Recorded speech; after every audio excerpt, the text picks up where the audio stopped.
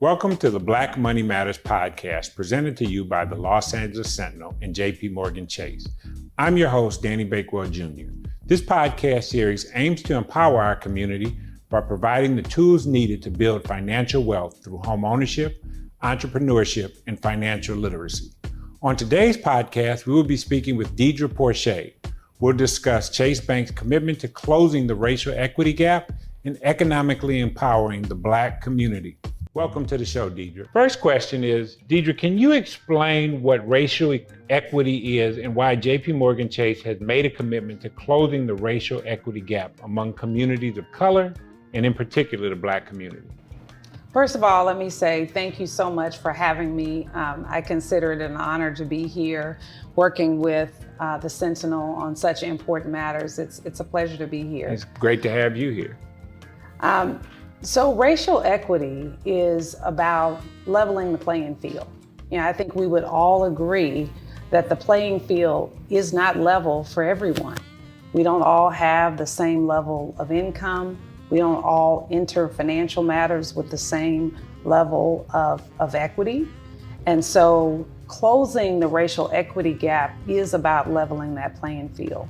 So when you think about wealth creation, from inheritance all the way to retirement, gap exists. Definitely there are gaps that exist. I mean, when you start with generational wealth and wealth transfer, right. White families transfer wealth to their heirs 30% more often than Blacks.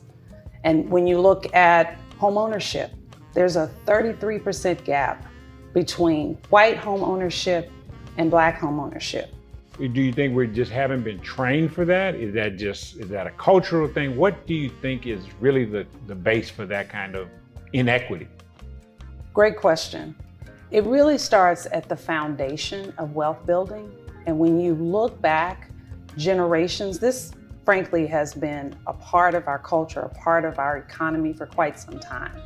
And at the very beginning, many, many years ago, Blacks were not given the opportunity to buy homes and therefore were not given the opportunity to build upon their wealth so that they could have wealth to transfer to future generations. Well, and if you think about the fact that African Americans in the early 1900s, even if you were able to buy buildings, you bought them under a different name. You didn't want people to know how much money or how much ownership you had. So you never talked about it, whereas white families talked about it all the time.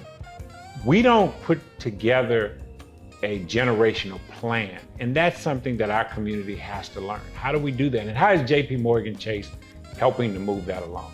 That's a great question. And let me just underscore what you just shared. Not having access to purchase real estate, to buy property, meant that those conversations weren't happening in Black families. So the education around building wealth wasn't taking place. And so we recognize, in fact, we estimate that gap, that wealth gap, is to the tune of $8 to $10 trillion. Wow. In terms of the gap. And so there's so much work that needs to be done. And we want to participate and be engaged in that work at every level. And it starts at the most fundamental level.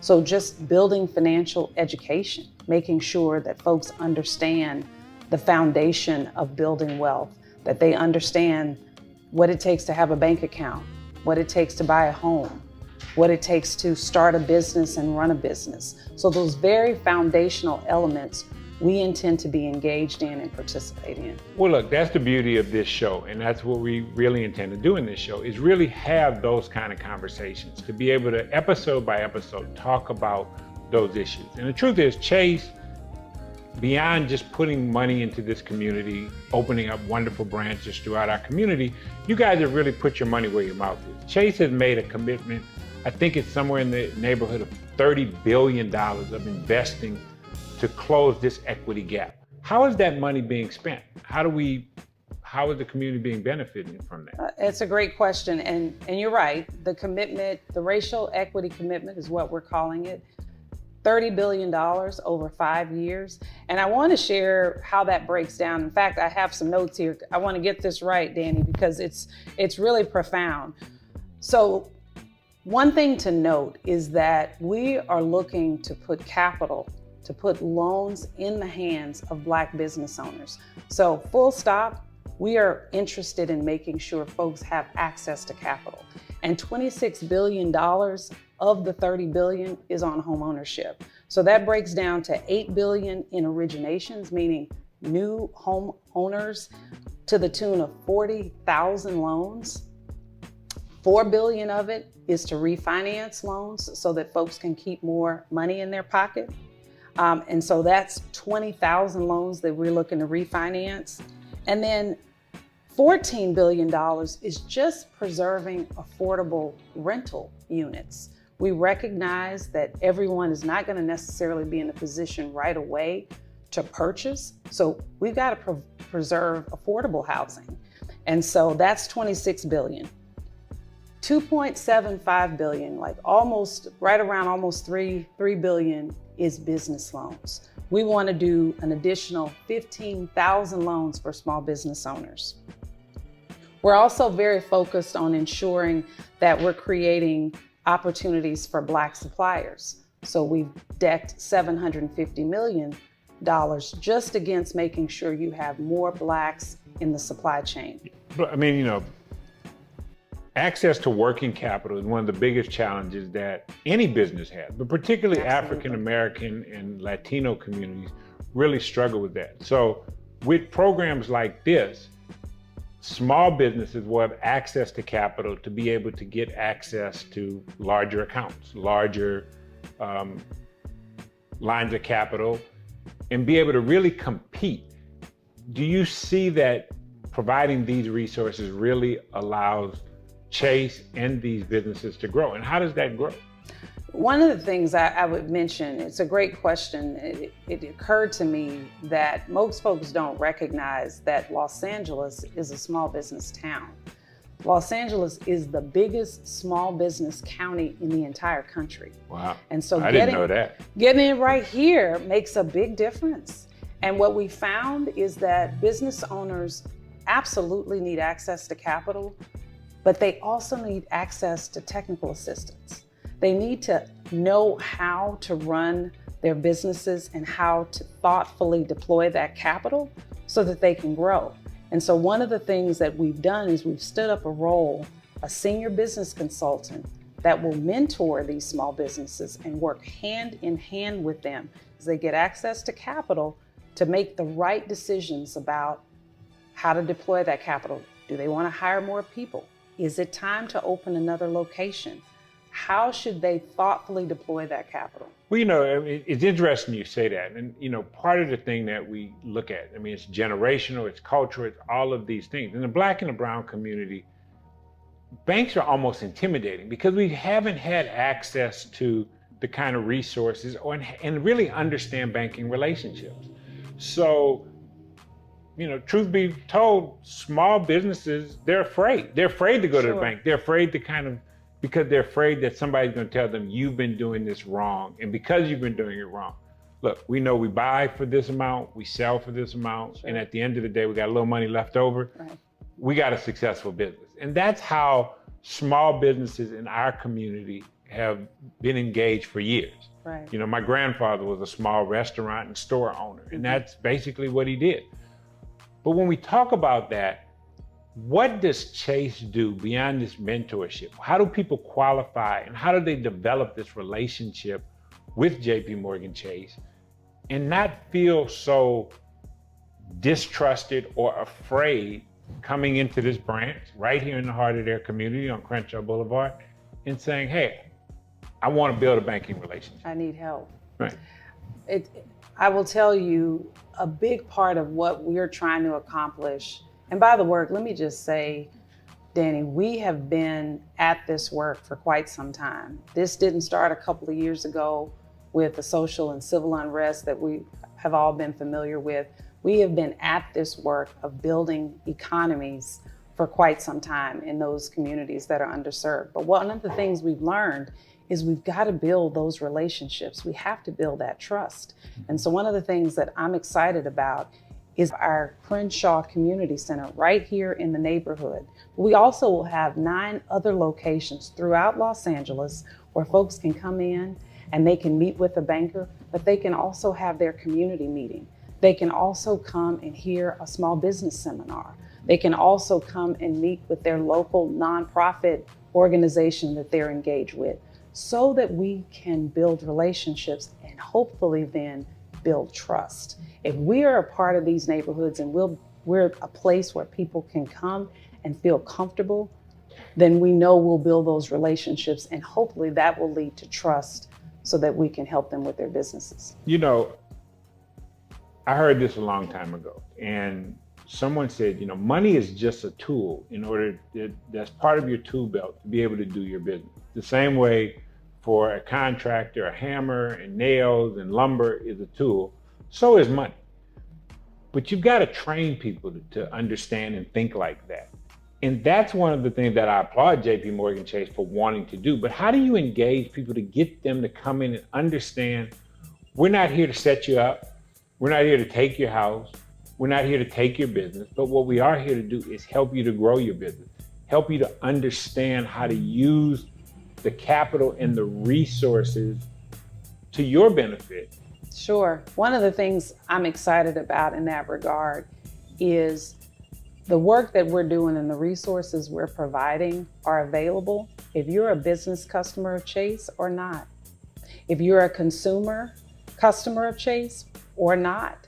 So one of the ways we're really looking right off the bat to build trust is to say, we want to be a resource to you, whether you decide to bank with us or not. We hope you will decide. We hope over time we'll build enough trust and provide enough resources where you'll feel comfortable, but it's not a requirement. Well, that's a big commitment to say you don't have to be a Chase customer to access Chase's resources and advice. That is something that's a compliment to you, that's a compliment to all of JP Morgan Chase, all the way up to your chairman, Jamie Dimon, who said, let's do that. Let's help these businesses to grow. What kind of businesses are you looking to help? What kind of people should come to this branch or any other branch within the community and say, hey, I need to talk to you about a banking relationship or what Chase has to offer? I'm glad you asked that question. I think most folks assume that we're only interested in either a large business or a small business. We're interested in all Black-owned business because we recognize that we have an opportunity to build a relationship throughout our entire community. And what we found is when we bank businesses of all sizes and scope, they coach each other. What's beautiful about some of the programs that we're running is you'll have a business that's 3 to 5 years old, and they're advising a business that's just getting started. You'll have a small business owner that may understand the digital space or the technical space. Now they're advising a more senior business. There's a lot of power in us creating these cohorts of community and banking businesses of all sizes and scope. I'm smiling as you talk because, when you think about restaurants in our community, a lot of them started from people selling suppers in their house. And not everybody that's sitting there having this conversation is going to know what a supper is and selling suppers. I know what rent a supper parties. is. I know you know.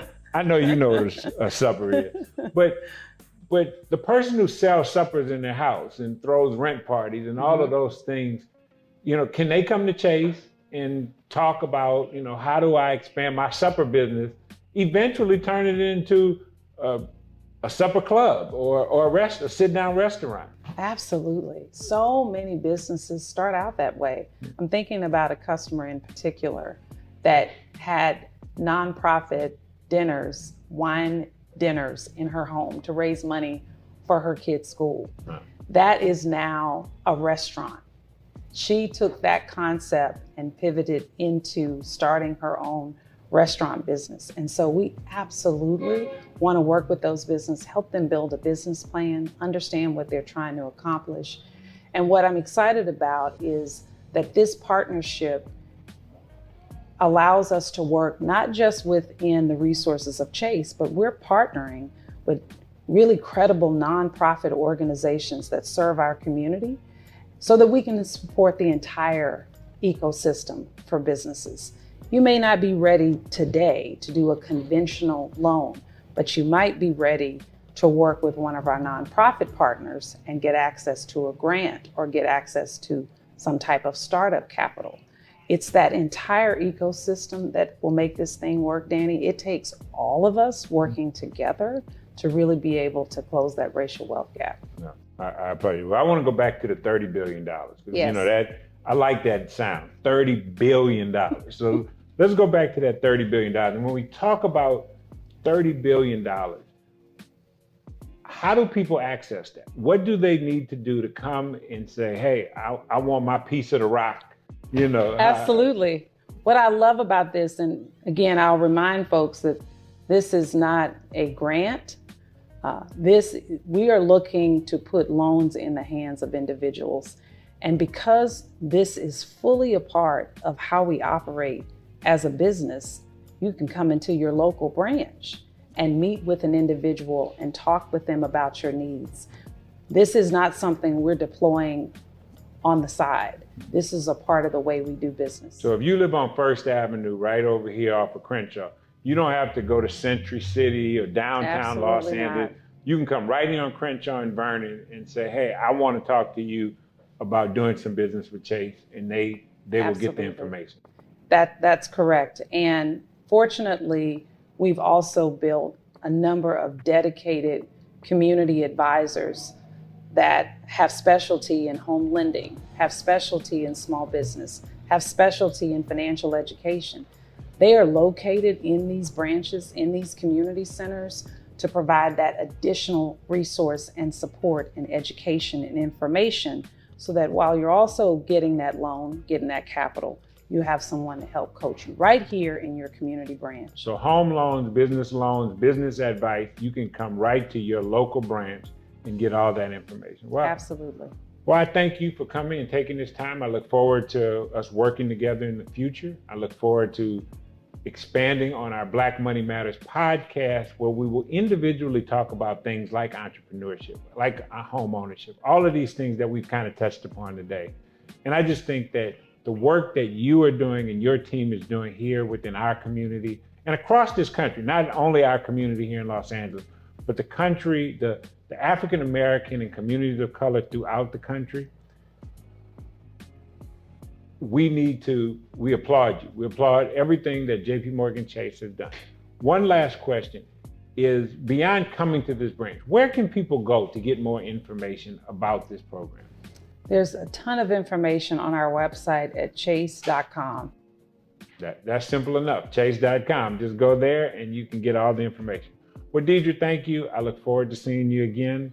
And as you know, Black Money Matters. So thank you. Thanks for the time today. Thank you. My name is Danny Bakewell Jr. with the Los Angeles Sentinel.